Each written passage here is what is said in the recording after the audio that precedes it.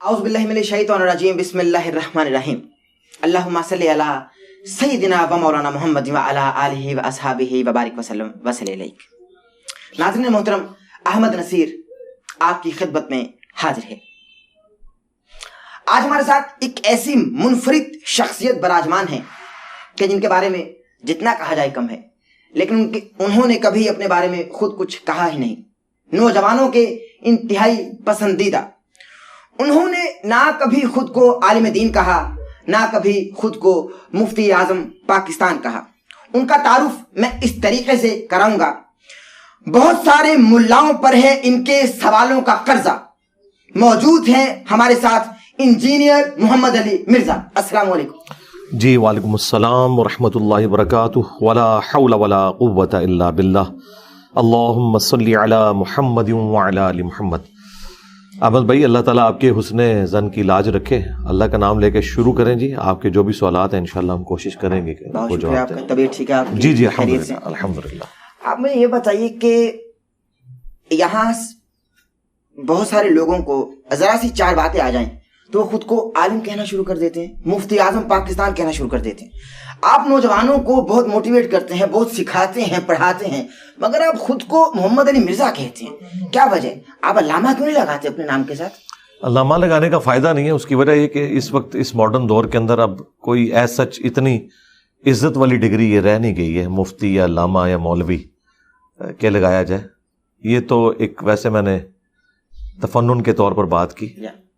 Actual بات تو یہ ہے کہ پاکستان میں وہ لوگ اپنے ساتھ یہ ڈگری لگا سکتے ہیں جو اتھرائز ہیں۔ یہ ڈگری کی کوالیفیکیشن جو مدارس سے حاصل کی جاتی ہے وہ لوگ اپنے ساتھ لکھتے ہیں۔ اہل سنت کے ہاں مولوی، مفتی، مولانا لکھا جاتا ہے، اہل تشیع کے ہاں آیت اللہ لکھا جاتا ہے۔ اور باقی یہ حقیقت بات ہے کہ ہر دوسرے بندے نے اپنے ساتھ مفتی اعظم لگایا ہوا ہے، اور اس کے ماننے والے اس طرح کے ٹائٹل دے کے ان کی شخصیت کو اونچا کرنے کی کوشش کرتے ہیں۔ میرا خیال ہے کوئی بھی شخصیت اپنے کام کی وجہ سے، اپنے کردار کی وجہ سے، اپنی علمی کنٹریبیوشن کی وجہ سے اونچی ہو سکتی ہے۔ اس طرح ناموں کے پیچھے اتنی دمیں لگانے سے استاد العلماء اور شیخ القرآن، شیخ الحدیث یہ سب کچھ لکھتے ہیں۔ پتہ نہیں کتنا حوصلہ ہے۔ میں تو اس چیز میں آر محسوس کرتا ہوں کہ کوئی شخص اپنے نام کے ساتھ اس طرح کے القابات لگائے۔ ایون لوگ اپنے ساتھ حاجی بھی لکھ دیتے ہیں۔ ہاں، تو یہ عوام الناس کے اندر بھی یہ بیماری ریکگنیشن کی پائی جاتی ہے۔ تو جو میں تھا میں نے وہ لکھ لیا۔ محمد علی مرزا میرا نام ہے، اور انجینئرنگ میری فیلڈ ہے، میکینیکل انجینئرنگ میں میں نے ڈگری کی ہے، تو اس کی وجہ سے میں نے انجینئر محمد علی مرزا جو بنتا تھا وہی ساتھ لکھ کے لگایا۔ باقی جو ہم دین کی خدمت کر رہے ہیں وہ ہر مسلمان کی بیسک رسپانسبلٹی ہے، اور وہ کسی عالم کے ذمہ نہیں ہے کہ اس نے صرف رسول اللہ کی مبارک دعوت صلی اللہ علیہ وآلہ وسلم پہنچانی ہے، بلکہ قرآن میں اللہ تعالیٰ نے فرمایا کنتم خیر امۃ اخرجت للناس تأمرون بالمعروف وتنہون عن المنکر۔ تم بہترین امت ہو جو لوگوں کے نفع کے لیے نکالے گئے، لوگوں کو نیکی کا حکم دیتے ہو اور برائی سے روکتے ہو، اور اللہ پر ایمان رکھتے ہو جیسا کہ ایمان لانے کا حق ہے۔ تو یہ ہر شخص کی ذمہ داری ہے کہ وہ اپنے محبوب صلی اللہ علیہ وآلہ وسلم کی مبارک دعوت ان کی امت تک پہنچائے۔ اسی وجہ سے اس امت کا مرتبہ ہے، یعنی اس امت کا مرتبہ صرف رسول اللہ کی نسبت کی وجہ سے نہیں ہے، بلکہ نبی الاسلام کی جو ایک کوالٹی ہے ختم نبوت، کہ آپ کے بعد کوئی پیغمبر نہیں آئے گا، جس کی برکت سے اس امت کو نبیوں والا کام شفٹ ہوا۔ چونکہ کام بہت بڑا تھا اس لیے امت کا مرتبہ بڑھ گیا، کوئی شک نہیں۔ اگر یہ کام شفٹ نہ ہوتا تو ہم بھی اگلی امتوں کی طرح ایک امت ہی ہوتے۔ ہمیں نبی الاسلام نے یہاں تک فرمایا بلغوا عنی ولو آیہ، صحیح بخاری کے اندر، کہ پہنچا دو میری طرف سے خواہ تمہیں ایک آیت ہی آتی ہو۔ حتیٰ کہ صحیح بخاری میں یہاں تک آیا کہ شیطان نے انسانی شکل میں آ کے آیت الکرسی کا وظیفہ بتایا سیدنا ابو ہریرہ کو، تو نبی الاسلام نے فرمایا کہ 3 دن سے جو انسانی شکل میں تیرا مہمان تھا وہ شیطان تھا، لیکن اس نے بات سچی کی ہے کہ جو آیت الکرسی پڑھ کے رات کو سو جائے صبح تک ایک فرشتہ اس کی حفاظت کے اوپر مامور ہو جاتا ہے۔ تو ہم نے سچی بات کی تصدیق بھی کرنی ہے، اور جو حق بات پتہ چلے ہم نے لوگوں تک پہنچانا بھی ہے۔ اس کے لیے کسی ڈگری کی ضرورت نہیں ہے۔ جامعہ ترمذی میں حدیث موجود ہے، اس کو سپورٹو ابن عباس کا قول ہے کہ حکمت مومن کی گمشدہ میراث ہے، جہاں سے بھی ملے حاصل کر لو۔ یہ آپ کسی کافر سے بھی حاصل کر سکتے ہیں، کسی مسلمان سے بھی، اور جب آپ کو یہ علم آ جائے اس کے بعد اس کو پھیلانا یہ آپ کی رسپانسبلٹی ہے۔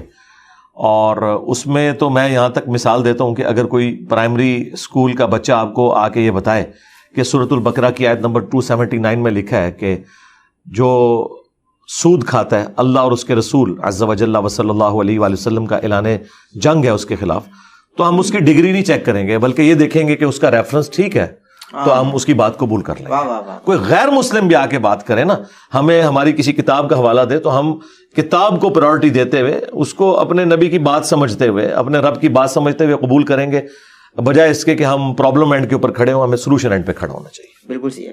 آپ نے ظاہر اپنی گفتگو میں فرمایا کہ شیطان نے سیدنا ابو ہریرہ سے، چونکہ آقا نے فرمایا کہ تھا تو وہ شیطان لیکن بات ٹھیک کر گیا۔ شیطان بات ٹھیک بھی کر جاتے؟ کر سکتا ہے ٹھیک، جب اس کی جان کے اوپر بنی پڑی ہو۔ بیسیکلی سیدنا ابو ہریرہ نے اسے پکڑ لیا تھا جب وہ انسانی شکل میں آیا تھا، تو اس نے یہ ایک مدنی رشوت دی تھی کہ مجھے آج چھوڑ دو، اس کے بدلے میں تمہیں ایک وظیفہ بتاتا ہوں۔ تو بیسیکلی اس نے اپنی جان چھڑانے کے لیے، ایک بڑا فساد مچانے کے لیے ایک چھوٹی سی نیکی کر لی۔ یہاں پہ بھی آپ دیکھیں نا، جھوٹ اور سچ کو ملا کے پیش کرنا، شیطنت اسی کا تو نام ہے نا، کہ آپ کوئی اچھی بات کرتے ہیں ساتھ اس کے غلط بات بھی مکس کر دیتے ہیں۔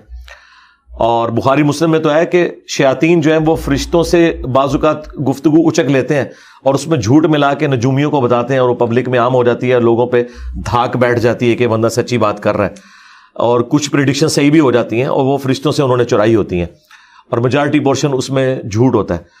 تو یہاں پہ بھی ہمارے جو کسٹوڈین ہیں دین کے، وہ بھی دیکھیں کچھ باتیں صحیح کرتے ہیں پھر ساتھ مکس بھی کر جاتے ہیں، اس کی وجہ سے ان کا جھوٹ والا سودا بھی بک جاتا ہے۔ تو شیطان کے طریقے کے اوپر ہی ہے نا یہ لوگ۔ بالکل۔ اچھا علی بھائی، مجھے بتائیے کہ دور نبوی صلی اللہ علیہ وآلہ وسلم، میرے سیدی میرے مرشدی آقا صلی اللہ علیہ وآلہ وسلم کے دور کی اذان ہماری سماعتوں سے چھو کر نہیں گزری، ہم نے اس اذان کو سنا نہیں۔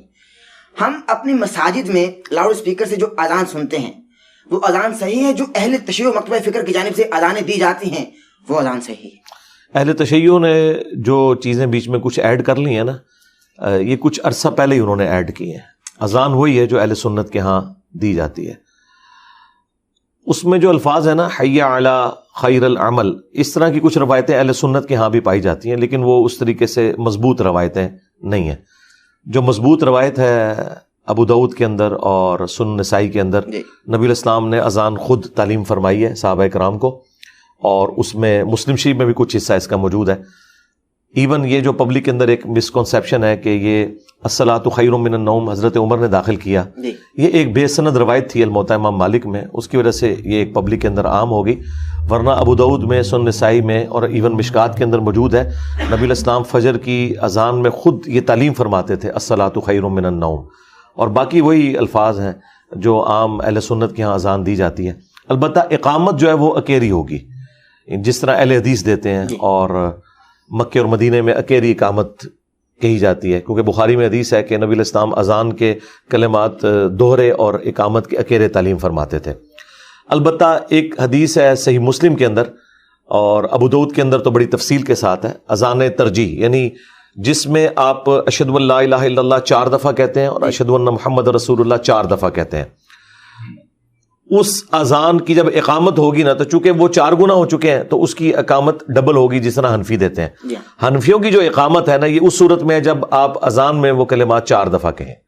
تو وہ جو ابو داؤد کے اندر حدیث ہے کہ نبی الاسلام نے اذان کے جو کلمات ہیں وہ 19 مرتبہ اور اقامت کے 17 مرتبہ تعلیم فرمائے، تو 19 اسی وقت پورے ہوتے ہیں جب وہ 4 دفعہ ہو۔ بالکل صحیح۔ تو اس کی اقامت تو اس طریقے سے ہوگی، وہ کبھی کبھار اہل حدیث کے ہاں بھی دی جاتی ہے ترجیح والی۔ تو اقامت اور اذان کا جو سلسلہ اہل حدیث کے ہاں چل رہا ہے نا، یہی سنت کے مطابق ہے as far as books are concerned. ہاں اذان تو آلموسٹ سب کی ٹھیک ہے، اور باقی جو آپ کی اسپیکر کے حوالے سے بات ہے نا، اس میں ایڈ کر دوں، یہ اسپیکر کے اندر اذان دینا یہ کوئی اسلام کا حصہ نہیں ہے، یہ زیادہ تر تو لوگوں کے لیے تکلیف کا باعث ہی بنا ہوا ہے۔ ہاں، یہ کون سی اسلام کی خدمت ہے کہ آپ کی فجر کی نماز کے اندر 5 نمازی آتے ہیں اور آپ لوگوں کو اذان کی آواز کے ذریعے اتنے بڑے بڑے اسپیکر لگا کے، جو لوگ مساجد کے قریب رہ رہے ہیں نا، یقین کریں وہ صرف مسلمان ہونے کی وجہ سے اذان کا احترام کر رہے ہیں، ادروائز جتنی مشکل ان کی زندگی ہے، اور اگر خدا نخواستہ وہاں کوئی مریض ہو، اس کے لیے بڑی تکلیف دہ چیز ہو جاتی ہے اس حوالے سے۔ تو یہ کوئی سنت نہیں ہے اس طریقے سے، یہ تو ایسے ہی ہے کہ نبی الاسلام کے مبارک زمانے میں کوئی شخص جا کے لوگوں کے گھر پہ کھڑا ہو کے ان کے کان پہ جا کے اذان دیتا، اس سے زیادہ آواز اس اسپیکر میں آتی ہے۔ تو یہ کیا سنت ہے؟ بس اجمالاً ایک آواز آنی چاہیے. اس زمانے میں اسپیکر نہیں تھا تو بس ٹھیک ہے اذان ہوتی تھی. آج کل تو اسپیکر کی ویسے ہی ضرورت نہیں ہے کیونکہ ہمارے پاس گھڑیاں ہیں. ہمیں اذان کی آواز نہ بھی سنائی دے تب بھی ہم گھڑی کو دیکھ کے مسجد میں جاتے ہیں. یعنی یورپ اور امریکہ میں تو بالکل کوئی آواز نہیں ہے تو لوگ کیا مسجد میں نماز جماعت سے نہیں پڑھتے؟ مجھے بھی سال ہوئے ہیں, ہم نے گھڑی کا حساب رکھا ہوتا ہے کہ 1 بجے جمعہ ہے یا 1:30 بجے جمعہ ہے اور عصر کی نماز 4 بجے ہے, تو ہم گھڑی کے مطابق جاتے ہیں. اذان کی آواز آئے نہ اس سے کوئی غرض ہی نہیں ہوتا. تو میرا خیال ہے یہ اذانوں کا یہ والا سلسلہ کہ پورے ایک اسپیکر کے سٹینڈ کھڑے کیے ہوئے ہیں اور لوگوں کو تکلیف میں ڈالا ہوا ہے. اگر یہاں اس چیز کو ختم بھی کر دیا جائے تو کوئی ایسا معاملہ نہیں ہے. یہ میں اس لیے بات کر رہا ہوں, انڈیا میں پچھلے دنوں گورنمنٹ نے پابندی لگائی ہے, مسلمان وہاں پہ ہنگامہ کھڑا کر رہے ہیں. یار آپ اس بات کے اوپر ہنگامہ کھڑا کر رہے ہیں کہ جو اسلام کا اس حوالے سے تو کوئی رکن ہی نہیں ہے کہ آپ نے اسپیکر میں اذان دینی ہے. اذان اسپیکر کے بغیر ہی دینا سنت ہے, اسپیکر میں دے دیں گے جائز ہے. اور اسی طریقے سے مسجد کے اندر بھی اگر اسپیکر آپ نے لگانا ہے تو اس صورت میں لگائیں کہ اگر نمازی بہت زیادہ ہے. یہ نہیں ہے کہ آپ مسجد کے اندر 5 نمازی کھڑے ہیں اور آپ نے اسپیکر کے ذریعے پورے محلے میں شبینے کی آواز جا رہی ہے اور لوگوں کو جان بوجھ کے آپ تنگ کر رہے ہیں. کئی مریض بھی ہیں اس میں, اور اگر کوئی آ کے بات کر لے تو آپ ان کے اوپر یعنی توہین مذہب کا الزام لگا دیں. تو میرا خیال ہے جذبات کی بجائے نا عقلاً ان معاملات کو دیکھنا چاہیے. صحیح بخاری میں آتا ہے حضرت عثمان غنی رضی اللہ تعالیٰ عنہ کے دور میں جب مسلمانوں کی آبادی بڑھ گئی اور مسجد میں زیادہ رش ہوتا تھا تو پھر انہوں نے پیرلل میں ایک اذان بازار میں شروع کروائی. اسپیکر تو نہیں تھا, جو انہوں نے مسجد میں 2 اذانیں شروع کر دی ہیں بالکل غلط ہے. اذان پیرلل میں ایک ہوگی, ایک مسجد میں ایک بازار میں, تاکہ ان تک آواز پہنچ جائے. اس کا آج کل ایک ماڈرن طریقہ اسپیکر کے ذریعے. اس طرح کی کوئی ضرورت ہے تو وہ آپ ضرور کریں, ادروائز اسپیکر کو اس کام کے لیے استعمال کرنا. اور پھر اس میں اللہ کا شکر ہے پاکستان میں تو پابندی لگ گئی ہے اب یہ خطبات کے اوپر, ورنہ تو یہ سٹوریاں کہانیاں ایک دوسرے فرقوں کو کافر ڈکلیئر کرنا یہ کچھ اسپیکر کے اندر ہوتا تھا. اب گورنمنٹ نے پابند کیا کہ آپ نے صرف عربی خطبہ دینا ہے, جیسے اردو تقریر شروع ہوتی ہے وہ اسپیکر کو آف کر دیتے ہیں. اللہ کا شکر ہے میں تو بڑا خوش ہوں اس حوالے سے.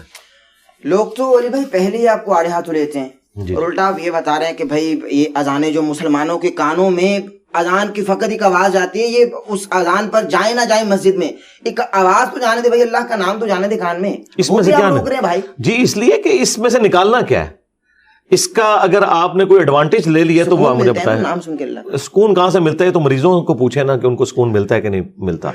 جب رمضان کی پوری رات آپ لوگ شبینے چلاتے ہیں, ربیع الاول کی 12 راتوں میں آپ نے ڈیک کے اوپر قوالیاں اور نعتیں لگائی ہوتی ہیں, تو یہ اس تکلیف کا میں نے کہا وہ اظہار نہیں نہ کرتے, صرف آپ سے ڈرتے ہیں نا, تو وہ تکلیف تو وہ کاٹ رہے ہیں.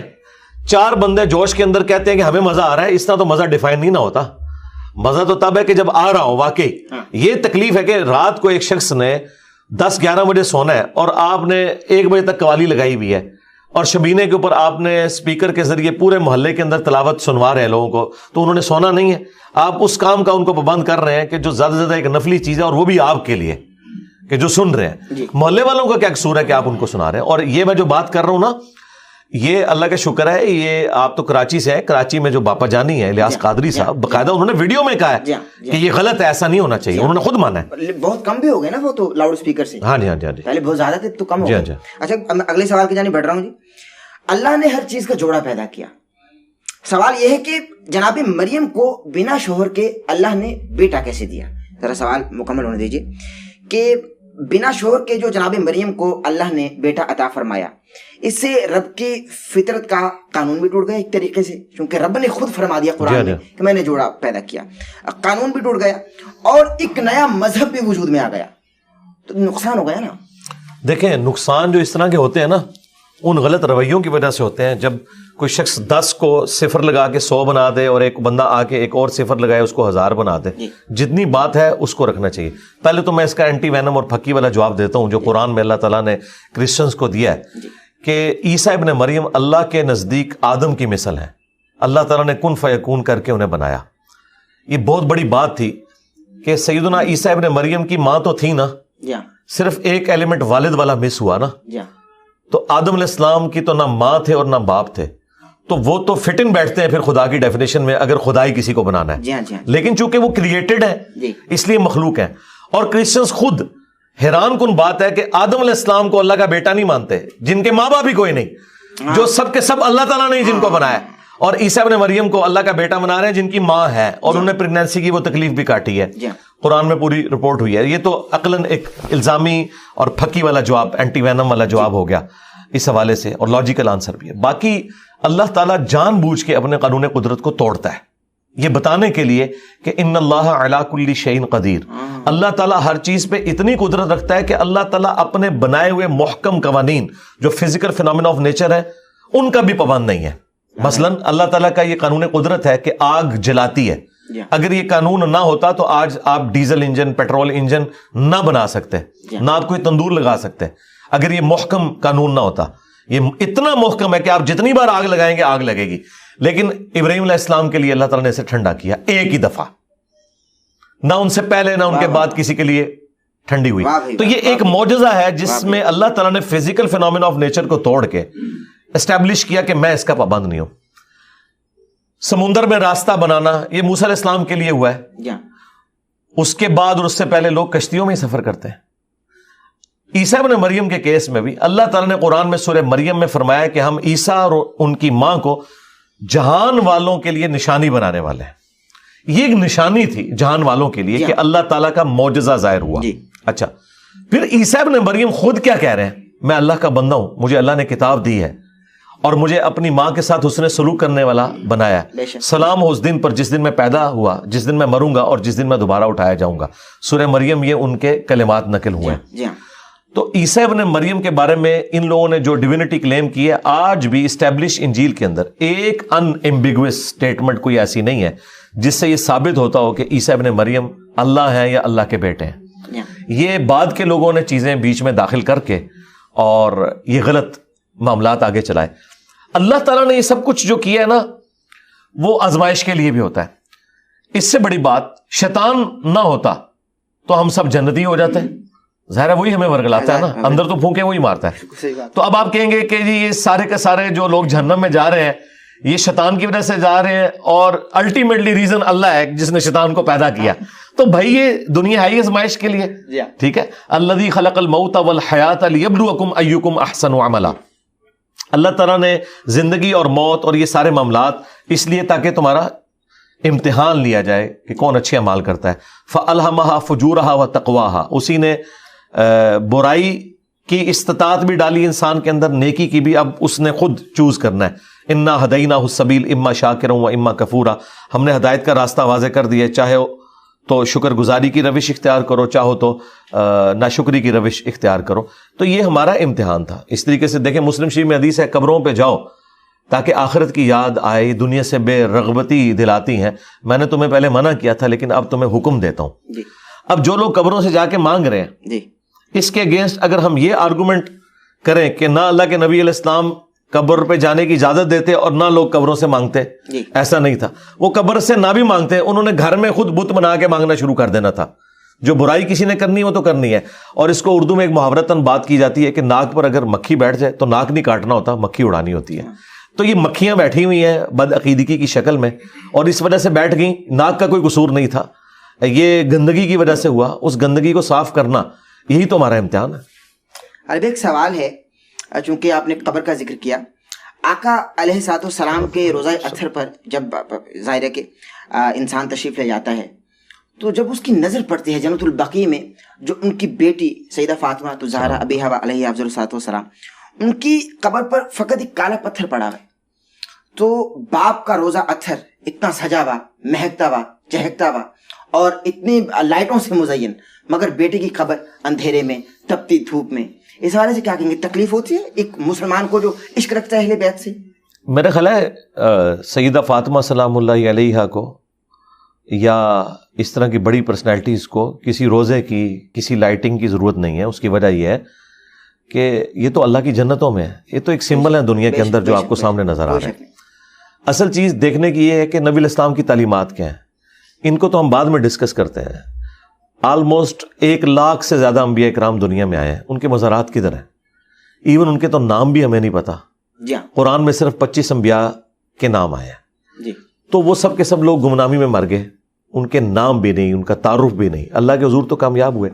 لہٰذا کسی کا مزار بن جانا، وہاں کمکموں کا لگ جانا یا وہاں پر لوگوں کا رش ہونا، یہ ان کی بزرگی کی دلیل نہیں ہے. وہ اللہ کے حضور جو ہیں وہ اللہ کی جنتوں میں.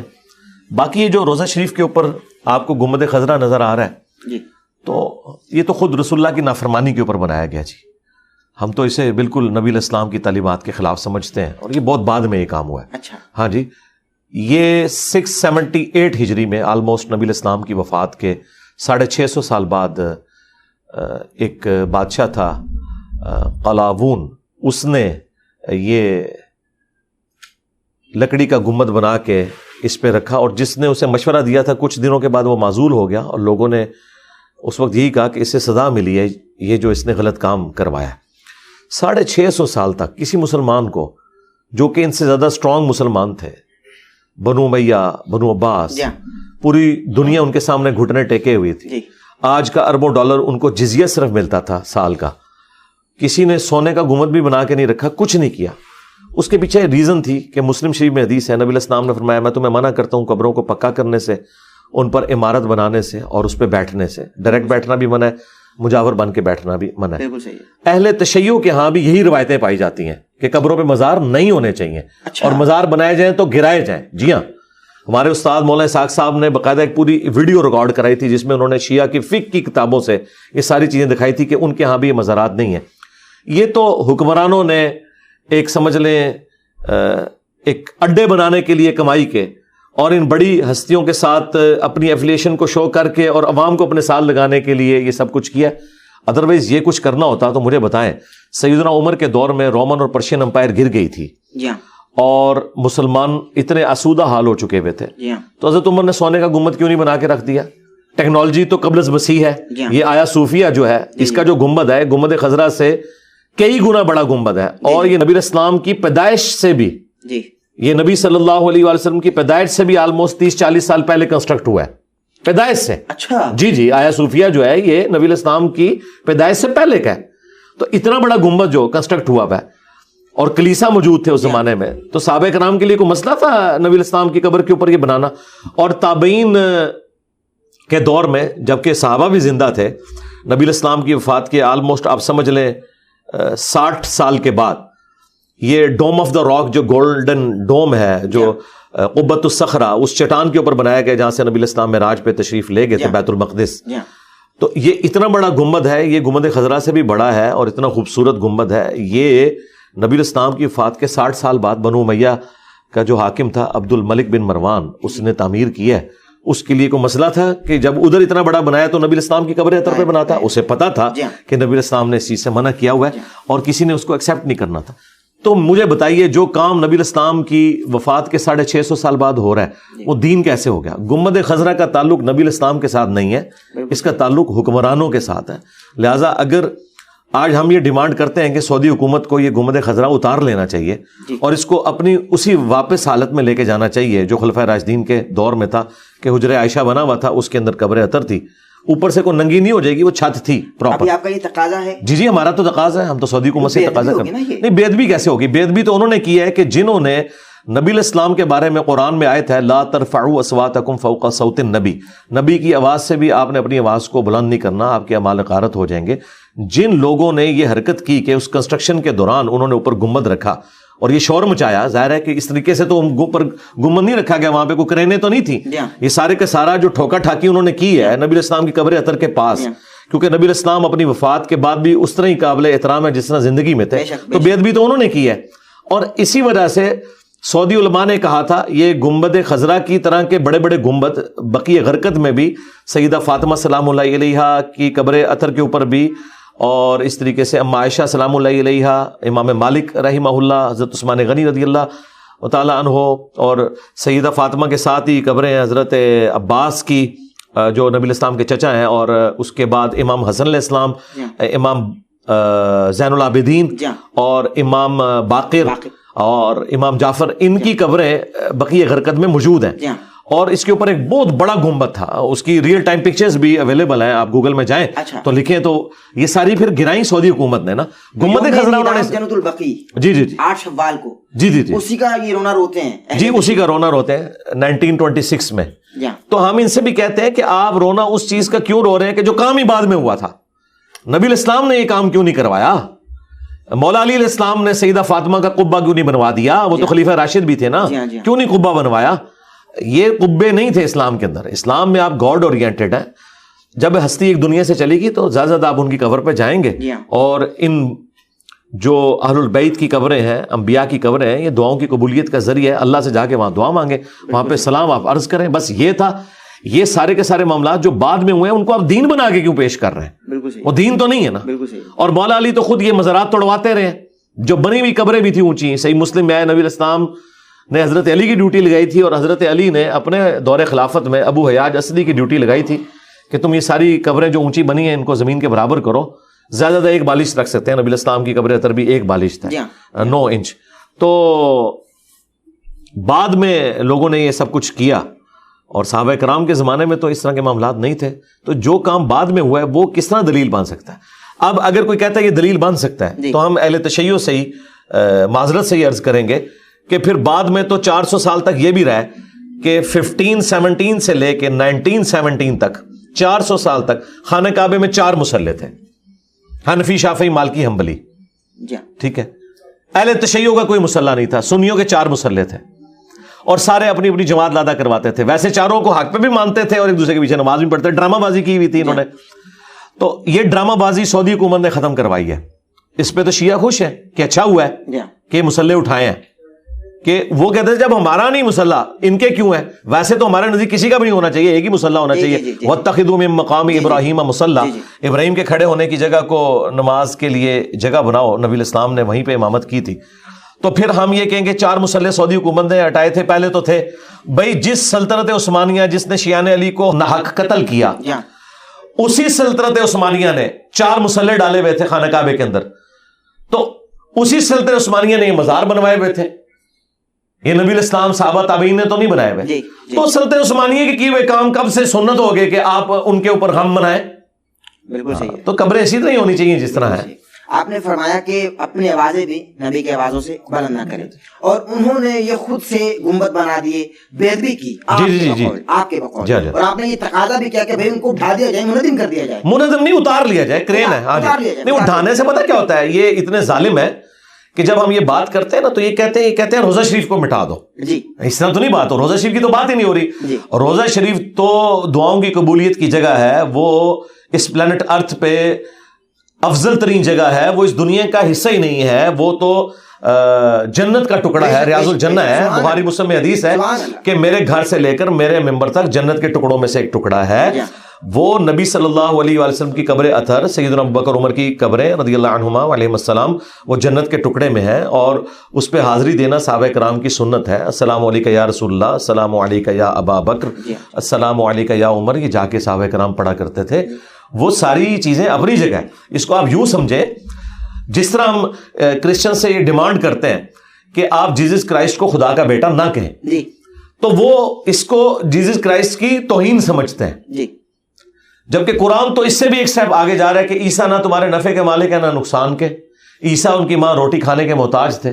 اللہ ارادہ کرے عیسیٰ کو, ان کی ماں کو اور ساری مخلوقات کو تباہ کر دے, اللہ کا کوئی کیا بگاڑ لے گا. اب یہ تینوں سورۃ المائدہ کی آیات ہیں جو میں نے کوٹ کی ہیں. کیا ان آیات کو ہم جیزس کرائسٹ کی توہین سمجھیں گے؟ نہیں. توحید اسٹیبلش کرنے کے لیے آپ کو یہ کہنا پڑے گا.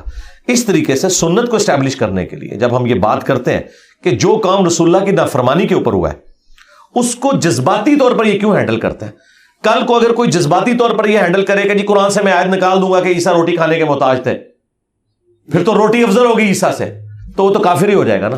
میں قرآن سے آیت نکال دوں گا کہ عیسیٰ اور ان کی ماں تمہارے نفع نقصان کے مالک نہیں ہے, عیسیٰ علیہ السلام کے بارے میں اتنے توہین آمیز کلمات ہیں نعوذ باللہ, یا اللہ ارادہ کرے عیسیٰ اور اس کی ماں کو ہلاک کر دے, تو یہ تو بڑی توہین ہوئی ہے. تو توہین نہیں ہوئی ہے. توحید اسٹیبلش کرنے کے لیے جب نبیوں کو لوگ اللہ کے مقابلے پر کھڑا کرتے ہیں نا, پھر اللہ تعالیٰ اپنی توحید کو اسٹیبلش کرنے کے لیے ایسے جملے بولتا ہے تاکہ توحید اسٹیبلش ہو. جس طرح حضرت ابوبکر صدیق نے دیکھیں کیا فرضی جملہ بولا ہے, من کان یعبد محمدا فإن محمدا قد مات. نہ کوئی آیت نہ کوئی حدیث, یہ ان کا اپنا ذاتی جملہ. جو آیت بھی کوٹ کی انہوں نے اس میں بھی یہ نہیں تھا, اس میں تو تھا وما محمد الا رسول قد خلت من قبلہ الرسل افإن مات او قتل یا انک میت وانہم میتون.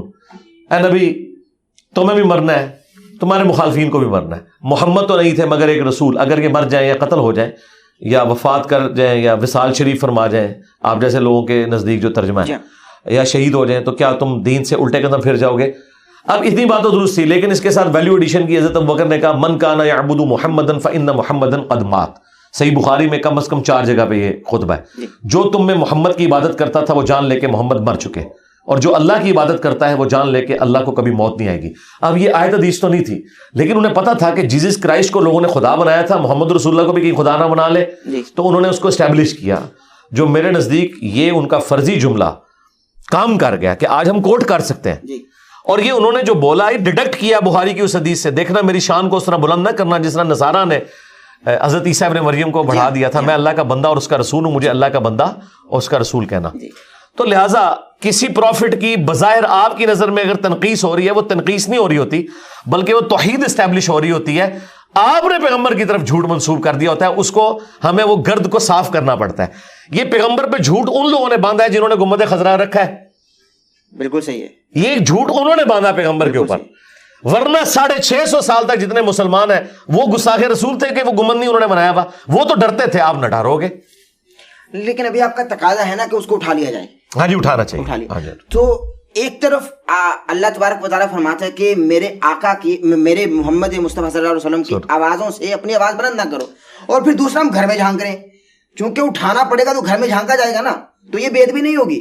نہیں جھانکا نہیں جائے گا، اس کے اوپر آلریڈی نا چھت بنی ہوئی ہے.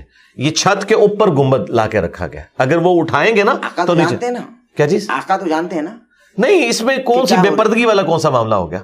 اللہ کے بندے اب یہ نبی الاسلام کی سنت کو اسٹیبلش، مجھے بتائیں کل کو کوئی پاکستانی جا کے ڈھول مارنا شروع کر دے گنبد خضرا پہ جالی شریف کے سامنے، تو ہم اسے نہیں روکیں گے. ہم کہیں گے آقا کی مرضی سے ہو رہا ہے. نہیں بجائے گا نا ڈھول. نہیں اگر کوئی بجائے تو پھر اگر نہیں ہوا ہے نا. یزید نے گھوڑے نہیں باندھے مسجد نبی میں 3 دن تک، نہیں دیکھے نا یہ چیز کی بات ہے نا، ہوئی نا. تو بے ادبی کرتے آئے تھے، وہ بے ادبی کر، اس کا مطلب ہے بے ادبی ہو سکتی ہے، ہوئی تھی. نہیں آپ نے کہا نا کہ ایسا ہو نہیں سکتا کہ کوئی کرے. اب نہیں ہو سکتا نا. نہیں اب کہاں آیت میں لکھا ہے کہ اب نہیں ہوگا اور بعد میں ہوگا. وہ تو دیکھیں جب تک یزید نے کام نہیں ڈالا تھا اس وقت تک بھی لوگ یہی سمجھتے تھے. مجھے بتائیں وہ زیادہ عاشق رسول تھے یا آپ زیادہ عاشق رسول ہیں؟ انہوں نے کبھی سوچا بھی تھا کہ مسجد نبوی کی یہ توہین ہوگی؟ آج تو ہم بہت دور ہیں نا. جنہوں نے نبی الاسلام کا زمانہ پایا ہوا تھا اور ان کے ماں باپ صحابہ تھے اور وہ ان کی اولادیں تھی، انہوں نے سوچا تھا ہمارے ساتھ یزید یہ کرے گا تو ہو گیا نا. اس کا مطلب ہے دنیا بقدر ایفرٹ ہے. یہ ہو سکتا ہے کہ کوئی بے ادبی کرے، چاہے اس زمانے میں کرے آج. تو میں نے آپ کو اتنی نیچے اتر کے مثال اس لیے دی کہ اگر آج کوئی مسجد نبوی میں گھوڑے باندھے اور مسجد نبوی کو امامت سے محروم کرے تو کیا ہم اسے نہیں روکیں گے؟ غلط کام جو کرے گا اسے روکیں گے کہ یہ آپ غلط کر رہے ہو. تو یہ ہماری رسپانسبلٹی ہے کہ ہم اسے روکیں. آج ہم جب واقعہ حرہ میں یزید کو کنڈیم کرتے ہیں، کیوں کرتے ہیں؟ کہ مسجد نبوی کی اس نے توہین کی. تو مسجد نبوی کی توہین صرف یہ نہیں ہے کہ اسے نماز سے محروم کر دیا جائے یا اس میں گھوڑے باندھے جائیں، یہ بھی توہین ہے کہ آپ اس مسجد میں خلاف سنت کام کر رہے ہیں. اسی مسجد نبوی میں جب ممبروں سے سب و شتم ہوتا تھا مولا علی کے اوپر تو کیا وہ ٹھیک ہو رہا تھا؟ یہ ہونا تو نہیں چاہیے تھا نا. مروان وہاں جمعہ پڑھاتا تھا نا، حضرت علی پہ لعنت کرتا تھا نا.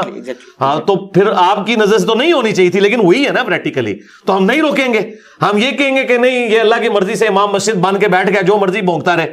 ایسا تو نہیں ہم کریں گے، ہم برائی کو روکیں گے. انہی برائیوں میں سے ایک برائی یہ تھی. لیکن ان کو کوئی بنانے والا ہوتا تھا نا، ان کو کوئی بنانے والا ہوتا تھا تو وہ بن جاتے تھے. اب بنانے والا کون ہوگا؟ چلے یہ تو ایک لادہ سے بحث ہے نا، ہم تو بات کر رہے ہیں غلط ہے. نہیں غلط ہے، لیکن ان کو بنانے والا کوئی نہ کوئی تھا. لیکن اب بنانے والا کون ہوگا؟ کس کو بنانے والا؟ یہ جیسے خرافات اب ظاہر کے ماضی میں ہوتے رہے ہیں. پاسبل ہے. دیکھیں 1926 سے پہلے تو ساری خرافات چل رہی تھی نا. 1926 میں ہی سعودی حکومت آئی ہے نا. تو مجھے مستقبل کا تو نہیں پتا نا. 1926 سے پہلے تو کسی نے سوچا بھی نہیں تھا کہ 400 سال کی سلطنت عثمانیہ الٹی جائے گی. ہارون عروج کو زوال ہے نا. بالکل ٹھیک ہے، بالکل. یہاں پہ بھی بخاری مسلم میں موجود ہے قرب قیامت میں ایک کالا حبشی کعبے کی اینٹ سے اینٹ بجا دے گا. قرب قیامت میں یہ ہوگا. بخاری مسلم میں حدیث ہے کہ قیامت اس وقت تک قائم نہیں ہوگی جب تک کہ دوبارہ سے کعبے کے اندر بتوں کی پوجا نہ شروع ہو جائے. اور یہ کام شروع ہوں گے دوبارہ. یہ تو پریڈکشن ہے نبی الاسلام کی، یہ پاسبل ہے. علی بھائی یہاں آنے سے پہلے بہت سارے علماء کرام نے، اور سب سے بڑی بات جن لوگوں کو اس کا زیادہ خدشہ ہے ان کے لیے تو ہو چکا. نجدی حکومت کا آنا ہی ان کے اوپر بہت بڑی لعنت پڑ گئی ہے. وہ تو کہتے ہیں ان کے پیچھے نماز نہیں ہوتی. تو میں آپ کے کیمرے کی وساطت سے کہہ رہا ہوں کہ جو لوگ اہل حدیث یا نجدیوں کو غلط کہتے ہیں ان کی تو راتوں کی نیندیں حرام ہو جانی چاہیے. اور میں کہتا ہوں وہ شیشے میں اپنی شکل دیکھ کے اپنے اوپر لعنت بھیجیں کہ پچھلے 100 سال سے مسجد نبوی اور بیت اللہ کا امام وہ ہے کہ وہ وہابی نجدی ہے. تو اللہ کے بندو ڈوب مرو کہ تم 5 وقت جس طرف رک کر کے نماز پڑھ رہے ہو وہاں پہ گستاخوں کا قبضہ ہے. تو آپ کہہ رہے ہیں یہ ہو نہیں سکتا, ہو گیا ہوا ہے, گستاخوں نے قبضہ کر لیا ہے. میجورٹی تو یہی کہتی ہے نا, مجھے آپ چھوڑ دیں. جن کا یہ تقاضا ہے نا, یہ کیسے ہو گیا کہ حضور کے ساتھ یہ گستاخی ہو جائے کہ گنبد خضرا لا کے رکھا گیا, اور اس سے بڑی گستاخی ہو گئی ہے کہ حضور کے مسلح پہ نزدیک کھڑے ہو گئے. کتنی بڑی میں نے دیکھے پھکی دی ہے, پھکی پلانٹ ارتھ سے باہر جاتا ہے, یہ پلانٹ ارتھ سے باہر گیا, بہت بڑی پھکی آپ نے دی. لیکن یہاں ذرا سی کوئی بے ادبی کر جائے اس کو راتوں رات مار دیتے ہیں. عاشقان مصطفیٰ کا جتھا ادھر آتے بھائی تو مار دیتے ہیں. تو اب کے دور میں اگر کسی عاشقین کے جتھے کے سامنے ایسا کچھ ہو جائے قتل کر دیں گے اس کو فوری طور پر. نہیں, عاشقین کے سامنے یہ ہو رہا ہے بھائی. سرکار سارے عاشقین جا رہے ہیں, وہاں ان کے ڈنگ نکلے ہوتے ہیں. آج تک مسجد نبوی کے امام پہ کسی عاشق رسول نے حملہ کیا ہے چھری کے ساتھ بھی؟ کیوں کرے گا؟ نہیں تو عاشق رسول ہے نا, یہاں تو چڑھ دوڑتے ہیں نا لوگوں کے اوپر. تو وہاں جو گستاخ امام ان کی نظر میں کھڑے ہیں تو ان کے اوپر کیوں نہیں چڑھتے؟ میں یہ نہیں کہہ رہا کہ چڑھے, ان کو پتا ہے کہ وہ لائف ٹائم ان پریزن ہوں گے, ٹھیک ہے نا. اور وہ عاشقان رسول جن کو بڑے نعرے مارنے کا شوق تھا پولیٹیکل چکر میں, وہ آپ کو پتا پکڑ کے انہوں نے جیل میں ان کو ڈال دیا, ٹھیک ہے نا. تو انہیں پتا ہے وہاں پہ سزا ملے گی. یہاں ان کو پتا ہوتا ہے کہ ہمیں سزا نہیں ملے گی, ہمارا مزار بنے گا اور ہماری آنے والی نسلیں تر جائیں گی, اس لیے یہاں عاشق رسول پیدا ہوتے ہیں. وہاں اللہ کے فضل سے نہ یورپ میں, نہ امریکہ میں, نہ سعودیہ میں کبھی کوئی عاشق رسول نہیں پیدا ہوگا انورٹڈ کاماز میں, یعنی جاہل عاشق رسول جو اس قسم کی ایکٹیویٹیز کو پرفارم کرے, اس لیے کہ وہاں قانون کی حکمرانی ہے. یہاں قانون کی حکمرانی نہیں, اس لیے یہ سارے آپ کو دندناتے ہوئے نظر آ رہے ہیں یہاں پہ. لیکن آپ عشق کے تو حامی ہیں نا؟ نہیں, اس عشق رسول کو تو ہم مانتے نہیں ہیں, تو جہالت ہے. لیکن عشق کے تو حامی ہیں نا آپ. ہاں جی, عشق رسول تو وہ ہے نا. عشق رسول کا تقاضا یہ ہے کہ گنبد خضرا وہاں سے ہٹانا چاہیے, نبی الاسلام کی نافرمانی پہ بنایا گیا. فرمان یہ ہے کہ قبروں پہ عمارت بنانے سے تمہیں منع کرتا ہوں. نبی الاسلام کے اس حکم کو اسٹیبلش کرنا چاہیے, اور عشق رسول ہمیں پہلے پاکستان سے شروع کرنا چاہیے. یہاں جتنے مزار ہیں نا ان کے اوپر سے عمارتیں ہٹانی چاہیے. میں قطع کروں گی, معذرت چاہتا ہوں. بالکل صحیح, آپ کا موقف ظاہر ہے کہ عوام سن رہے, اس سے پہلے بھی لوگوں نے سن رکھا ہے. آپ کے ایک کلپ میں آپ ہی نے فرمایا آقا علیہ الصلوۃ والسلام کی حدیث کے کسی کا دل دکھانا آپ کے سارے اعمال ضائع کر دیتے ہیں. آپ نے فرمایا, چونکہ آقا نے فرمایا, آپ کوٹ کر رہے تھے کہ سارے اعمال ضائع کر دیتے. آپ کی ان باتوں سے کروڑوں ناظرین کی دل آزاری ہو رہی ہے, آپ دل دکھا رہے ہیں غائبانہ طور پر, تو کیا آپ پر یہ شرائط لاگو نہیں ہوں گی؟ آپ کی پکڑ نہیں ہوگی؟ دل دکھایا جا رہا ہے, آن لائن دل دکھایا جا رہا ہے. پہلے عالم آن لائن ہوتا تھا, اب آن لائن دل دکھایا جا رہا ہے بھائی. ہاں جی, تو کیا آپ کو شرائط لاگو؟ ہاں جی, اس میں یہ ہے کہ دیکھیں, ہم نے تو اس شخص کا دل نہیں دکھانا جس کی قبر مدینے میں ہے صلی اللہ علیہ وآلہ وسلم. تو نبی صلی اللہ علیہ وآلہ وسلم کی نافرمانی میں جو کام ہو رہے ہیں ان کی تو ہم نے مخالفت کرنی ہے, کیونکہ قرآن میں نبی کی آواز سے بھی آواز کو بلند نہیں کرنا, یہ تو چھوٹی چیز ہے. نبی کے فرمان سے اگر کوئی اپنی بات کو بلند کر دے تو ہم کیا اسے مسلمان سمجھیں گے؟ ایک یہ کہ نبی اسلام کے ساتھ گفتگو کرتے ہوئے نیچرلی آواز بلند ہو گئی, اس پہ اللہ کا اتنا غصہ ہے. اور ایک ہے نبی آپ کو کہیں کہ یہ کام آپ نے نہیں کرنا, اور نہ صرف آپ کریں بلکہ آپ اس کے دفاع کے لیے کھڑے ہو جائیں, تو ایسا شخص تو مسلمان کہلانے کا حقدار بھی نہیں ہے. تو یہ مسلم شریف میں حدیث میں نے امام مسلم سے گن پوائنٹ پہ داخل نہیں کروائی ہے. نبی الاسلام کا فرمان کہ قبروں پہ عمارتیں مت بناؤ, اور مسلم شریف میں ہے کہ مولا علی نے اونچی قبریں توڑوائیں, اور یہ ظالم ایسے جھوٹے ہیں, یہ کہتے ہیں وہ کافروں کی قبریں تھیں. مسلم شریف میں عبادہ ابن صامت کی حدیث موجود ہے کہ رومن امپائر کی جنگ کے دوران روڈس نامی جگہ, آج بھی ایک روڈس شہر ہے, وہاں پہ ان کا ساتھی جب فوت ہوا صحابی, انہوں نے قبر اس کی زمین کے برابر بنوائی یا ایک بالشت اونچی, اور کہا کہ نبی الاسلام اس سے اونچی ہمیں قبر نہیں بنانے دیتے تھے. تو مسلمانوں کی قبروں کا ذکر موجود ہے. تو اب مجھے بتائیں, اگر مسلمانوں کی قبریں اس طریقے سے اونچی قبریں نیچی کروائی جائیں اور تصویریں مٹائی جائیں اور مزارات توڑوائے جائیں, تو یہ تو نبی الاسلام کے فرمان کو اسٹیبلش کرنا ہے. اگر اسی کی وجہ سے کسی شیطان کا دل دکھتا ہے, میں تو آپ کی بات کے ساتھ ایگری نہیں کرتا کہ کروڑوں مسلمانوں کا دل دکھے گا, کیونکہ یہ بڑا خطرناک معاملہ ہو جائے گا کہ نبی الاسلام کے حکم کو پورا کرتے ہوئے اگر کسی کا دل دکھ رہا ہے تو وہ کافر ہی ہوگا, مسلمان نہیں ہوگا. صرف اسی معاملے نہیں نا, بہت ساری باتیں کہے جاتے ہیں نا. وہ ٹھیک, ابھی تو صرف جو یہ بات ہو رہی ہے نا اس کو ڈسکس کریں کہ آپ جن کو مسلمان سمجھ رہے ہیں, میرا خیال ہے آپ نے ان کا ایمان سٹیک پہ لگا دیا ہے, کیونکہ جو نبی کے فرمان کو اسٹیبلش کرنے کی وجہ سے کسی کا دل دکھے وہ تو خود ہی مسلمان نہیں ہے. تو سب سے پہلے تو ہم اسے مسلمان کریں گے, اسے نبی الاسلام کے حکم کا پابند کریں گے. تو ہم نے یہ نہیں دیکھنا کہ لوگ کیا سوچتے ہیں, ہم نے یہ دیکھنا ہے کہ نبی صلی اللہ علیہ وآلہ وسلم نے کیا فرمایا. آپ دیکھیں صحیح بخاری میں حضرت عمر نے منکرین زکوٰۃ کے خلاف قتال کرنے سے منع کیا, انہوں نے کہا کلمہ تو پڑھ رہے ہیں, نماز پڑھ رہے ہیں, صرف زکوٰۃ کے مسئلے میں اختلاف ہے نا. تو حضرت ابوبکر نے کیا کہا کہ جو نبی علیہ السلام کے دور میں ایک رسی بھی دیتا تھا نہیں دے گا, میں اس کے خلاف قتال کروں گا, کیونکہ جس طرح نماز اللہ کا حق ہے نا, اس طرح زکوٰۃ بھی اللہ کا حق ہے دولت میں. تو حضرت عمر فاروق رضی اللہ تعالیٰ کے مشورے کو حضرت ابوبکر نے ریجیکٹ کیا, اور حضرت عمر کے الفاظ ہے اللہ نے ابوبکر کا سینہ کھول دیا کہ انہیں وہ بات سمجھ آ گئی جو ہمیں نہیں آئی تھی. تو بھائی اگر حضرت عمر کو ایک بات سمجھ نہیں آئی اور کئی صحابہ کو سمجھ نہیں آئی جو اکیلے ابوبکر کو سمجھ آئی ہوئی تھی, تو آج بھی ہو سکتا ہے کہ مجھے کوئی ایسی بات سمجھ آئی ہے جو آپ کو بھی سمجھ آ رہی ہے کہ نبی علیہ السلام نے فرمایا کہ قبروں پہ مارتے ہیں, نہیں بنانی. تو حضرت ابوبکر نے صحابہ سے مخالفت کرتے ہوئے دین کو اسٹیبلش کیا, منکرین زکوٰۃ کے خلاف پروٹیسٹ نہیں کیا, تلوار اٹھائی ہے. ہم تلوار نہیں اٹھا رہے ان مزار والوں کے خلاف, ہم صرف ان کو علمی طور پہ کہہ رہے ہیں کہ یہ جو تم نے نافرمانی کے اڈے قائم کیے ہیں نبی علیہ السلام کی مخالفت کے اوپر, یہاں پہ جتنے مزار بزرگوں کے بنائے ہوئے ہیں, یہ فوراً خود گراؤ. بالکل صحیح, ہم نہیں گراتے, تم گراؤ. بالکل صحیح. تمام حق آپ تک کیسے پہنچ گیا؟ یہ بخاری مسلم کی وجہ سے. لوگ کیوں نہیں پڑھتے؟ لوگ دیکھیں, لوگوں کی تو حالت یہ ہے کہ اکثر لوگوں کو تو کلمہ ہی نہیں آتا, نماز نہیں آتی, قرآن ترجمے سے نہیں پڑھا ہوا.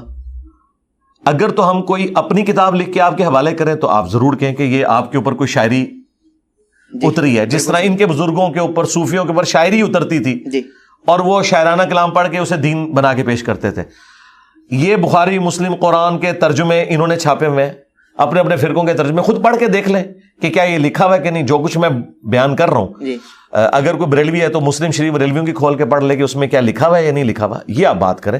تو میں نے وہ جو شروع میں مثال دی تھی کہ اگر ایک پرائمری اسکول کا بچہ کہتا ہے کہ 279 نمبر آیت میں لکھا ہے سود کھانے والے کے خلاف اللہ رسول کا جنگ ہے, تو آپ مجھے یہ کہیں گے یہ پاکستان میں اتنے بینک کیوں کھل گئے ہیں؟ بھائی میرا کیا لینا دینا ان بینکوں کے ساتھ جو سودی کام کر رہے ہیں. میں تو ان پرنسپل سود کو حرام ہی بتاؤں گا نا. بالکل صحیح. جس طرح ان بینکوں کی وجہ سے سود حلال نہیں ہوتا, تو مزاروں کی وجہ سے مسلم شریف کی حدیث ختم نہیں ہو جاتی.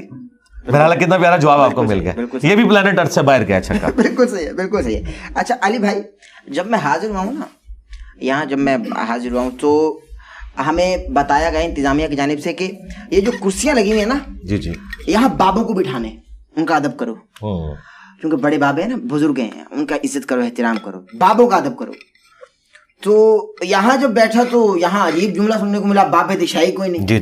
ایک طرف بابوں کا ادب کرایا جا رہا ہے, دوسری طرف کہا جا رہا ہے بابے دشائی کوئی نہیں. وہ بابے ان بابوں سے بہتر ہوں گے, یہ میں بتا رہا ہوں آپ کو, آپ کی نظر میں. ہاں نہیں بتا رہا ہوں میں آپ کو. اس حوالے سے کیا کہیں گے؟ اس کرسی پہ کوئی ایک بابا بھی نہیں ہے جس نے چشتی رسول اللہ کلمہ پڑھوایا ہو. ٹھیک ہے, اگر اس طرح کا بابا میرے ہتھے چڑھ جائے تو پھر دیکھیں اس کے ساتھ ہم کیا کرتے ہیں. ٹھیک ہے, اسے توبہ کروائیں گے, ماریں گے نہیں. تو اللہ کا شکر ہے یہاں پہ جتنے آتے ہیں محمد رسول اللہ پڑھتے ہیں اور اسی چیز کو آگے لے کے چلتے ہیں.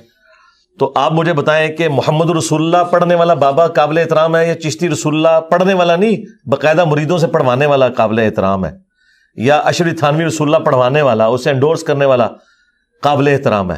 تو میرا خیال ہے کسی مسلمان سے بھی پوچھ لیں تو اسے کلیئر ہے. تو بابوں کا احترام اس وقت تک ہے جب تک وہ رسول اللہ کے ساتھ غداری نہ کریں. یہ دیکھیں, یہ بابے وہ ہیں جنہوں نے وفاداری کی ہے, تو ہم نے ان کی کتابیں اپنے ٹیبل کے اوپر رکھی ہیں. ہم انہیں رحمہ اللہ کہتے ہیں, رضی اللہ عنہ کہتے ہیں. میں امام بخاری, امام مسلم کے ناموں کے ساتھ علیہ السلام بھی استعمال کرتا ہوں رسپیکٹ کے طور پر. تو ان بابوں سے ہمیں اختلاف نہیں ہے. جس طرح آپ کو پتا ہے کرائسٹ اور اینٹی کرائسٹ ہے. جی, کرائسٹ مسیحا, اور دجال کو بھی کہتے ہیں مسیح دجال. آپ کو پتا ہے بھی دجال کو مسیح کیوں کہتے ہیں؟ اس لیے کہ وہ بھی مسیح ہونے کا دعویٰ کرے گا لیکن وہ جھوٹا مسیح ہے. عیسیٰ ابن مریم جو ہیں وہ سچے مسیح ہیں, اور دجال جھوٹا مسیح ہے. دونوں مسیح ہونے کا دعویٰ کر رہے ہیں. تو بابے وہ بھی ہیں جنہوں نے نبی الاسلام کی دعوت پہنچائی, امام بخاری, امام مسلم, یہ ہمارے بابے ہیں. اور بابے وہ بھی ہیں جنہوں نے اپنے بابوں کی جھوٹی تعلیمات, گستاخانہ تعلیمات امت تک پہنچائیں اور اسے آج تک ان کے ماننے والے پرنٹ کر رہے ہیں. تو ان بابوں کا تو ہم احترام کر ہی نہیں سکتے, کیونکہ بابوں کا احترام رسول اللہ کی نسبت کی وجہ سے. جو رسول اللہ کے ساتھ غداری کرے اس بابے کا کوئی احترام نہیں. اور پریکٹیکلی اس میرے جملے کے اوپر اجماع امت ہے. کیا بریلوی بابا اشرف علی تھانوی کا احترام کرتے ہیں جس نے 1800 کتابیں لکھی ہیں؟ نہیں, کیونکہ احمد بریلوی نے اسے کافر ڈکلیئر کیا. اور بریلوی علماء کا یہ فتویٰ ہے کہ اشرف تھانوی کو جو مسلمان سمجھے وہ خود بھی کافر ہے. تو کروڑوں بزرگوں کے بزرگ اشلی تھانوی دیوبندیوں کے بزرگوں کے تو امام ہے نا وہ جی، ان کو احمد بریلوی اور ان کے کروڑوں فالوور کافر سمجھ رہے ہیں، اور ادھر یہ لوگ انہیں کافر سمجھ رہے ہیں. شیطانی لشکر المہند میں لکھا ہے. جی، تو خود یہ ایک دوسرے کے کسی بابے کا احترام نہیں کرتے، اور جب ان سے آپ ریزن پوچھتے ہیں وہ کہتے ہیں گستاخ رسول ہیں، وہ مشرک ہیں، وہ فلاں ہیں، اس لیے احترام نہیں کرتے. تو ہم آپ کے ساتھ ہیں، ہم تصدیق کرتے ہیں کہ جو بابے گستاخ رسول ہیں، مشرک ہیں، ان بابوں کا احترام نہیں ہوگا. یہ میری ڈاکٹرن نہیں ہے، یہ آلریڈی انہوں نے ہمیں سکھائی ہوئی ہے. بالکل صحیح ہے. اچھا، یہ بھی تو بابوں میں آئیں گے نا، علی حجویری اور سلطان العارفین اور بابا بلے شاہ، اور ان کے ساتھ ساتھ بہت سارے ایسے بزرگان جنہوں نے بہت کام کیا ہے، اور لوگ ان کو بہت عشق کرتے ہیں، ان سے محبت کرتے ہیں عشق رسول کی نسبت سے. اس والے سے آپ ان کو بھی بیچ میں لیتے ہیں، ان کو پھکی دے رہے ہیں. عشق رسول انہوں نے بھی چشتی یا رسول اللہ کہا ہے. جی جی، دیکھیں یہ سارے وہی کچھ ہی ہیں نا. بات یہ ہے کہ اگر آپ سمجھتے ہیں کہ یہ وہ نہیں ہے تو آپ ان کا کوئی انڈیپینڈنٹ تعارف مجھے بتائیں نا. مجھے بتائیں کہ ان لوگوں نے قرآن کا یہ ترجمہ کیا فارسی زبان کے اندر، انہوں نے بخاری مسلم کا ترجمہ کیا نیٹو لینگویج کے اندر. خدمات کی جب بات ہوتی ہے تو خدمات کا مطلب یہ ہے کہ ایک شاعرانہ کلام لکھ دینا خدمت ہے، تو وہ تو کوئی بھی لکھ سکتا ہے. یا نچ کے مرشد منا لینا. آپ نے کہا نا بلے شاہ، ان کے بارے میں کہتے ہیں کہ وہ ڈانس کر کے انہوں نے مرشد کو منایا تھا. جی، تو اس طرح کا ڈانس کر کے مرشد منانا اگر قرآن و سنت میں لکھا ہوا ہے تو ہم کہیں گے دین کی خدمت انہوں نے کی ہے. اور اسی طریقے سے جو باقی بزرگ ہیں ان کی کوئی کنٹریبیوشن بتائیں نا. زیادہ سے زیادہ ان کے پاس ایک بات ہوگی کہ انہوں نے کلمہ پڑھا کے ہمارے بزرگوں کو مسلمان کیا. ہم کہتے ہیں اگر یہ ان کی فضیلت ہے تو وہ تو ہم ماضی میں جا کے کوئی ویڈیو پروڈیوس نہیں کر سکتے کہ آپ اپنے کلیم میں سچے ہیں یا نہیں ہیں. لیکن آج کے دور میں ڈاکٹر ذاکر نائک نے ہزاروں، چلے احتیاطاً کہہ لیتے ہیں سینکڑوں ہندوؤں کو کلمہ کیمرے میں پڑھایا. جی، تو بریلوی دیوبندی انہیں سلطان الہند کیوں نہیں مانتے ڈاکٹر ذاکر نائک کو، جنہوں نے اس ماڈرن دور میں لوگوں کو مسلمان کیا ہے؟ وہ کیا کہیں گے کہ ڈاکٹر ذاکر نائک کے عقیدے درست نہیں ہیں. ہاں، وہ کہتے ہیں اس نے کلمہ ضرور پڑھایا ہے لیکن اس کے عقیدے صحیح نہیں، اس لیے ہم اسے بزرگ نہیں مانتے. بالکل یہی نظریہ ہمارا ان کے بزرگوں کے بارے میں کہ کلمہ پڑھانے سے کوئی بزرگ نہیں ہو جاتا، کیونکہ بخاری مسلم حدیث ہے اللہ فاسق سے بھی دین کا کام لے سکتا ہے. اگر آپ نے کسی بزرگ کی بزرگی ثابت کرنی ہے نا تو آپ نے اس کی کوئی کنٹریبیوشن دکھانی ہے. کلمہ پڑھانا تو کوئی کنٹریبیوشن نہیں ہے. لیکن مولود الدین چشتی 90 لاکھ لوگوں کو مسلمان کر رہے ہیں. ہاں تو وہ ڈاکٹر حسین بادشاہ حسین، جی حسین علیہ السلام کی تعریف تو یار کافروں نے بھی کی ہے. حسین علیہ السلام کی تعریف کرنے سے کوئی خود بڑا نہیں ہو جاتا. آپ نے ذاکر نائک کا بھی والا دیا نا، وہ یزید کو رضی اللہ کہتے ہیں، مولود الدین چشتی نے تو نہیں کہا. نہیں، فرق تو دیکھنا. نہیں، فرق پہ اگر آپ کہیں گے تو معین الدین چشتی صاحب نے تو بہت بڑا کام کیا ہے جو ان کی طرف منسوب ہے.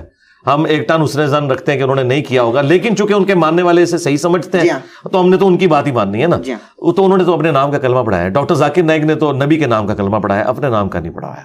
یہ بہت بڑا ڈفرنس ہے. جب کلمہ ہی نہیں ہے تو بات ہی ختم ہوگی. آج دیکھیں جو لوگ جھوٹی موٹی لکھ کے قادیانی اپنے آپ کو جرمنی جا رہے ہیں، یہاں علماء کہتے ہیں نہیں وہ کافر ہو چکے ہیں کیونکہ انہوں نے وقتی طور پہ ایگری کیا ہے. جی، یہاں پہ ان کا پیر کہہ رہا ہے بیٹا پڑھ چشتی رسول اللہ، تو یہ کہتے ہیں نہیں امتحان کے طور پہ پڑھایا. دیکھیں بعد میں انہوں نے کہہ دیا، بھائی بعد میں جب کہا تو خود کلمہ پڑھ کے مسلمان نہیں ہوئے وہ، نہ انہوں نے کوئی بیعت اپنی کی ہے، کیونکہ جب کوئی اس طرح کا کلمات کفر بولتا ہے اس کی بیعت بھی ٹوٹتی ہے، وہ کافر بھی ہو جاتا ہے، اس کا نکاح بھی ٹوٹتا ہے. تو وہ جو ان کے چاچو تھے چشتی صاحب، ان کی چاچی چلی گئی ان کے عقد سے.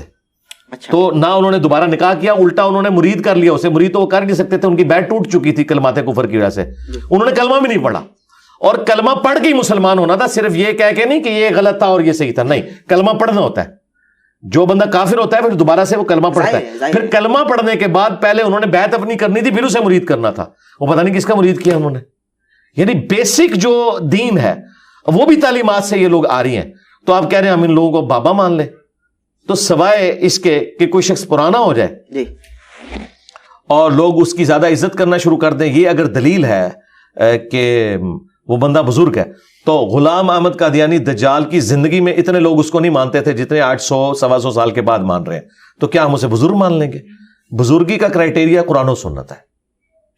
اور اس سے اگلی بات، آپ لوگ یہ 90 لاکھ کی جو بات کرتے ہیں، اللہ کے بندو 90 لاکھ تو آبادی نہیں تھی اس وقت سب کانٹیننٹ کی. 8 سے 800 سال پہلے اگر 90 لاکھ لوگ مسلمان تھے نا، آج اگر ان کی اولادیں کیلکولیٹ کریں نا تو ہندوؤں سے زیادہ ہماری آبادی سب کانٹیننٹ میں ہونی چاہیے تھی. ہم تو آدھے بھی نہیں ہندوؤں سے. وہ خوشی میں پھر شہادت اختیار کر لیں. وہ کہانیاں بنائی ہیں. 90 لاکھ سے کوئی نہیں ہے, 90,000 بھی نہیں. تو سرکار اس حساب سے اگر آپ بات کریں تو ملینز آف اسٹوڈنٹس تو میرے بھی ہیں. تو میں کیا میں پھر سلطان الپاکستان بن جاؤں گا؟ آپ تو خود کو کچھ کہتے نہیں ہیں. اچھا ہونا ویری سیریس نوٹ علی بھائی, ہم یہ سنتے ہیں اہل تشیع کے مجالس سے کہ بی بی فاطمہ الزہرا کو سلام اللہ علیہ دفنایا نہیں, چھپایا گیا, وہ بھی 40 قبروں میں, اور بہت مولا علی روتے رہے, رات کی تنہائی میں جا کر چھپایا, اور 40 قبریں پہلے کھودی گئی, بنائی گئیں, چونکہ مسلمان کدال لے کر پہنچ چکے تھے.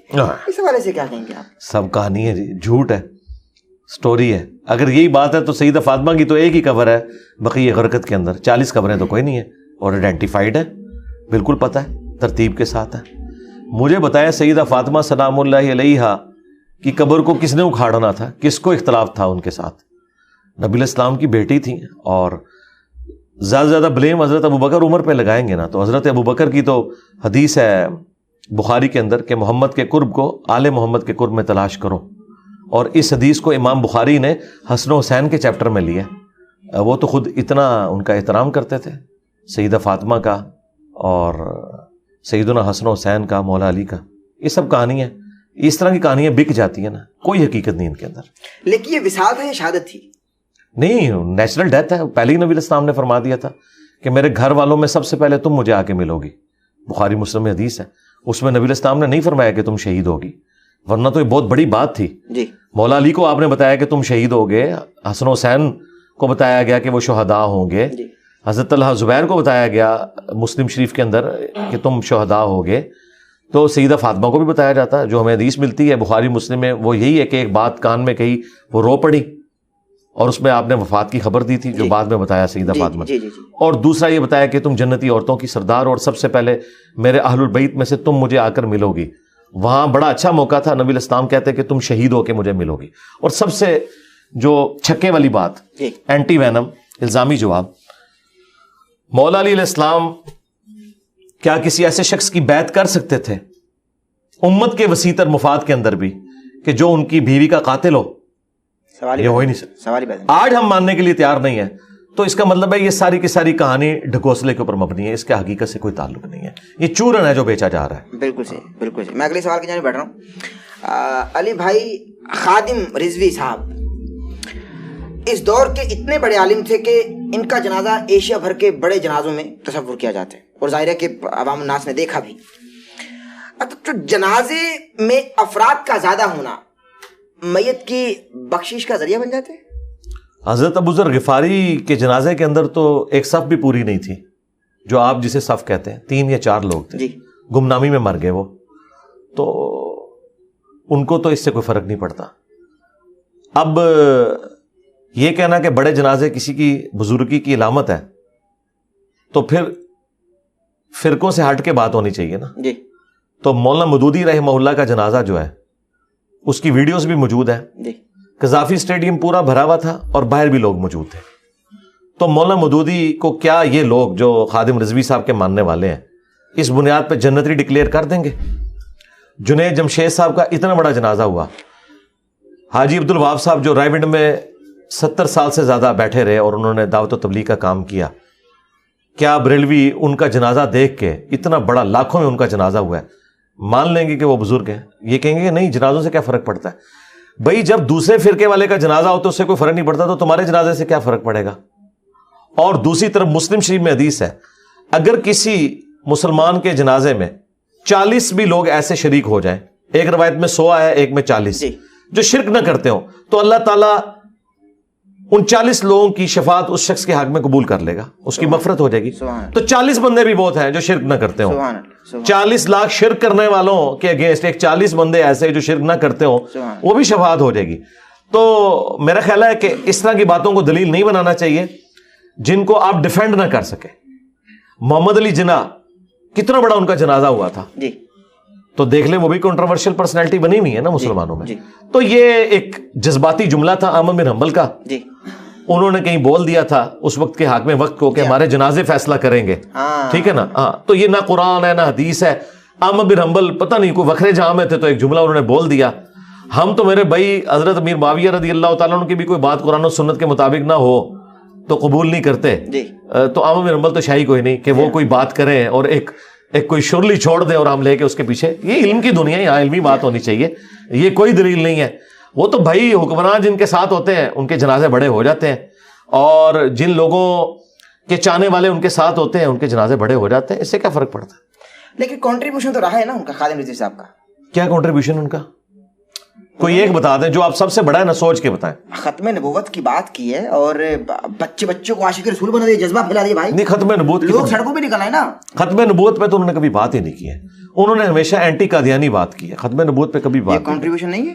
یہ تو میں سمجھتا ہوں کہ ادھورا سچ جو ہے نا یہ زیادہ خطرناک ہوتا ہے. ختم نبوت پہ بات تب ہوتی کہ جب ان کے گھر میں جو آگ لگی ہوئی تھی چشتی رسول اللہ, اس کو بجھاتے. لاہور سے اٹھے تھے تو لاہور ہی سے وہ کتاب پرنٹ ہو رہی تھی, ادھر تو کوئی دھرنا نہیں انہوں نے دیا. ٹھیک ہے, اسی طریقے سے میں نے ان کی زندگی میں کشف المحجوب جب وہ لہرایا کرتے تھے داتا دربار پہ بیٹھ کے, اس میں نبی الاسلام کے اوپر جو سکینڈل باندھا گیا وہ دکھایا, اس کی پرنٹنگ تو انہوں نے کوئی نہیں رکوائی. تو وہ ایک کاز لے کے پہنچ گئے دھرنے میں, اور اس وقت وہ تو اپنی کاز کے لیے مخلص ہی تھے, ایجنسیوں نے انہیں اس وقت کی پولیٹیکل گورنمنٹ کو کمزور کرنے کے لیے یوز کر لیا. اور بس یہ ہے, باقی کنٹریبیوشن تب ہوگی ختم نبوت کے حوالے سے جب آپ چشتی رسول اللہ, اشری تھانوی رسول اللہ اور اپنے بزرگوں کی کتابوں میں جو گستاخانہ عبارتیں ہیں ان کو بھی پرنٹ کروانا بند کریں. وہ تو آپ کے گھر کی چیز ہے نا, یہ تو باہر کی چیز ہے. اپنے گھر کی چیز تو آپ آخری وقت تک لہراتے رہے, جبکہ آپ کے پاس میرے کلپس بھی پہنچ چکے تھے. اس لیے انہوں نے ویڈیو میں کہا ایک منڈا ہے جڑا نیٹ اتنے ہوندا ہے پتہ ہے ایسی کہ منڈے نے کام پایا ہے, اور وہ نجی محفلوں میں کہتے تھے کہ اس منڈے نو ہاتھ نہیں ڈالنا, کیونکہ انہیں پتا تھا یہ باتیں ٹھیک کر رہا ہے, لیکن وہ بس اپنے فرقے کی محبت کی وجہ سے بول نہیں سکے. تو میں سمجھتا ہوں کہ ختم نبوت کی کاز تب ہوتی کہ جب یہ اس پہ بولتے. ہاں آپ یہ کہہ سکتے ہیں اینٹی قادیانی انہوں نے کام کیا, اور اس میں جو ان کی کنٹریبیوشن ہے اللہ سے وہ جزا لیں گے. باقی جو انہوں نے یہ تلخ رویے پیدا کیے ہیں امت کے اندر کہ ہر بریلوی کو اٹھا کے چڑھا دیا انہوں نے اہل حدیث اور دیوبندیوں کے اوپر گستاخ رسول کی شکل میں, تو اس کو تو میں سمجھتا ہوں یہ مینٹل ماڈل انہوں نے بدلا ہے, ایسا نہیں ہونا چاہیے. ان کے بیٹے میں کوئی تبدیلی دیکھتے ہیں؟ بہت زمین آسمان کا فرق ہے. بیٹے سے میں بہت خوش ہوں. اچھا جی جی بہت واہ بھائی واہ. کیوں خوش ہیں بھائی؟ اس وجہ سے کہ انہوں نے وہ لیگیسی اس طرح ساتھ نہیں لے کے چلے جذباتیت والی. ان کے اندر ایک یعنی آپ سمجھ لیں ہمبلنس ہے, دوسرے فرقوں کے لیے ٹالرنس موجود ہے. وہ شیعہ کو بھی مل رہے ہیں, وہ اہل حدیث کو بھی مل رہے ہیں, اس کی وجہ سے اپنے فرقے کے بڑے علماء کی وہ گالیاں بھی کھا رہے ہیں. تو اس وجہ سے میں تو ان کو کافی اس اعتبار سے پسند کرتا ہوں. بالکل صحیح, بالکل صحیح. اچھا مجھے علی بھائی یہ بتائیے کہ ایک روایت معلوم نہیں ملتی ہے نہیں ملتی, لیکن بہت ہم نے انٹرنیٹ پہ سنا کہ ایک بوڑھی عورت آقا علیہ الصلوۃ والسلام پر کوڑا پھینکتی تھی. خادم رضوی صاحب نے بھی اس پہ بہت جلالی انداز میں کہا کہ بھائی صحابہ مر گئے تھے معاذ اللہ, وہ کہاں تھے؟ بالکل جھوٹی روایت ہے. اس بارے سے کیا کہیں گے؟ یہ انہوں نے کہا کہ صحابہ مر گئے تھے. بالکل انہوں نے کہا. تو یہ تو گستاخی نہیں ہے, یہ جملہ میں بول دوں. نہیں کرتے؟ نہیں میں الزامی زیادہ عمر کے ہیں وہ کر سکتے ہیں. بات یہ ہے کہ یہی جملہ اگر میں بولوں, آپ بولتے ہیں. نہیں میں یہ کہہ رہا ہوں نا, اگر یہ میں جملہ بولوں تو یہ لوگ کہتے ہیں گستاخی ہو گئی ہے. یہ خود بولیں تو یہ گستاخی نہیں ہوتی ہے. صحابہ مر گئے تھے, اس جملے کو کاٹیں گے, یہ میرا جملہ ہو تو کاٹ کے کلپ بنائیں گے, دیکھو یہ کہہ رہا ہے صحابہ مر گئے تھے, اس کو تمیز نہیں بات کرنے کی. تو یہ میں نے آپ کی بات میں سے یہ بات اچھ لی اس لیے کہ جب علمی کنٹریبیوشن میں اس طرح کی بات ہو رہی ہوتی ہے نا, اسے گستاخی نہیں شمار کیا جاتا, کیونکہ وہ صحابہ کی کوئی توہین نہیں کر رہا ہوتا. قرآن میں لکھا ہے نا کہ قرآن ہزل نہیں ہے, یعنی قرآن بکواس نہیں, نعوذ باللہ, یعنی ہزل نہیں ہے, وما ہوا بالہزل. تو اس کا یہ مطلب نہیں ہے قرآن کی کسی نے توہین کر دی ہے, یا قرآن میں ہے کہ نبی شاعر نہیں ہے تو نبی کی توہین ہو گئی ہے, یہ نبی پاگل اور دیوانہ نہیں ہے تو نبی کی توہین ہو گئی ہے. نہیں ہے کہا ہے نا. ہاں, لیکن جب کہنے والا انجینئر ہوتا ہے تو گستاخی ہوتی ہے, جب یہ کہنے والے خود ہوتے ہیں تو گستاخی نہیں ہوتی. باقی یہ رہ گیا خادم رضوی صاحب کو یا کسی بریلوی عالم کو تو یہ حق ہی نہیں پہنچتا کہ وہ کسی واقعے کو یا کسی حدیث کی کتاب میں آئی ہوئی حدیث کو ضعیف کہیں. ان کے نزدیک تو ہر چیز ہی ٹھیک ہوتی ہے, وہ تو صحیح اور ضعیف کا فرق ہی نہیں کرتے. تو خادم رضوی صاحب کو تو حق نہیں پہنچتا. ہاں اگر آپ ہم سے اصول محدثین پہ پوچھیں تو یہ روایت ثابت نہیں ہے, لیکن جو لوگ اسے کہہ رہے ہیں ثابت نہیں ہے نا, ان کے نزدیک تو جو کچھ بھی وہ بیان کر رہے ہیں نا کچھ بھی ثابت نہیں ہے, اور وہ آلریڈی بیان کرتے ہیں. خادم رضوی صاحب جو کچھ کہانیاں خود کرایا کرتے تھے ممبروں کے اوپر, تو وہ بھی تو کوئی نہیں ثابت ہے, وہ کہاں سے ثابت ہو گئی ہیں؟ تو وہ اس لیے کرواتے تھے کہ ان کے فرقے کو سپورٹ کرتی تھی, اور جو ان کے ایک بات کو سپورٹ نہیں کرتی تھی بات, اس کو کہتے تھے کہ ثابت نہیں ہے. تو میرا خیال ہے کرائٹیریا ایک ہونا چاہیے. یعنی یہ صحیح روایت ہے نا آپ کے نزدیک؟ نہیں, کوئی صحیح نہیں ہے روایت. پاکستان کا مستقبل کیا دیکھتے ہیں؟ پاکستان کا مستقبل دعا ہی کر سکتے ہیں اس کے لیے. فی الحال تو ہمیں کوئی قریب کوئی روشن نظر نہیں آ رہا, لیکن دعا کرتے ہیں. آپ کا کوئی ارادہ ہے سیاست میں آنے کا؟ نہیں, کوئی ارادہ نہیں ہے. نوجوان بہت محبت کرتے ہیں آپ سے. نہیں, نوجوان محبت کرتے ہیں تو میں نوجوانوں کی محبت کی وجہ سے جس طرح باقی لوگوں کو زوم ہو جاتا ہے اور وہ ڈی ٹریک ہو جاتے ہیں, تو میں ان نوجوانوں کا استاد ہوں کہ جو واقعی استاد ہے اور پڑھا لکھا آدمی ہے, اسے پتہ ہے کہ میں نے نوجوانوں کی ڈگر پہ نہیں چلنا, بلکہ میں نے اپنی عقل کو استعمال کرنا ہے کہ اس وقت کس چیز کی ضرورت ہے. تو میں ان کے بہکاوے میں کبھی بھی نہیں آؤں گا, ورنہ میں ٹیچر کہاں سے ہوا؟ بالکل صحیح, استاد تو پھر استاد ہوتا ہے نا. علی بھائی بہت شکریہ, آپ نے قیمتی وقت عنایت فرمایا. جزاک اللہ جی, السلام علیکم. جزاک اللہ, اللہ سلامت رکھے آپ کو. ناظرین محترم, اسی کے ساتھ اپنے میزبان احمد نصیر کو اجازت دیجیے. ہمارے چینل کو سبسکرائب کر لیجیے, بیل آئکن کے بٹن کو پریس کرنا ہر نہ بھولیں تاکہ آپ آنے والے لیٹسٹ اپڈیٹ سے محظوظ ہو سکیں. اجازت دیجیے, اللہ حافظ.